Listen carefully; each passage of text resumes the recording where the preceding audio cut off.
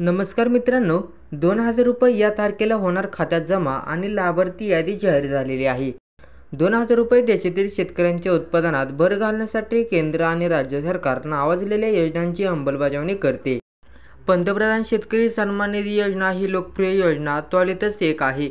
या योजनेत दरवर्षी शेतकऱ्यांना खात्यात 6,000 रुपयांचे आर्थिक सहाय्य करण्यात येते। 2,000चे 3 हप्ते लाभार्थी पात्र शेतकऱ्यांच्या खात्यात जमा करता येतात। अल्पभूधारक शेतकऱ्यांसाठी ही योजना वरदान ठरलेली आहे।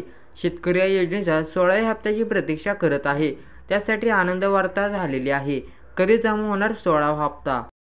ऑक्टोबर 2022 मध्ये या योजनेअंतर्गत 12वा हप्ता जमा करण्यात आला होता। फेब्रुवारी 2023 मध्ये 13वा हप्ता जमा करण्यात आलेला आणि 27 जुलै रोजी 14वा हप्ता जमा करण्यात आलेला होता। नोव्हेंबर महिन्यात केंद्राने 15वा हप्ता जमा करण्यात आलेला होता। साधारणतः 5 महिन्याच्या अंतराने रक्कम शेतकऱ्यांच्या खात्यात जमा केली होऊ शकते। आता 16व्या हप्त्याची प्रतीक्षा आहे। शेतकऱ्यांना प्रत्येकी 2,000 रुपयाप्रमाणे एकूण 6,000 रुपये देण्यात येतात। डीबीटी माध्यमातून ही रक्कम लाभार्थ्यांना खात्यात जमा होते। 16वा हप्ता कधी मिळणार? मीडिया रिपोर्टनुसार लोकसभा निवडणुकीच्या पार्श्वभूमीवर हप्ता लवकरच जमा होण्याची शक्यता आहे।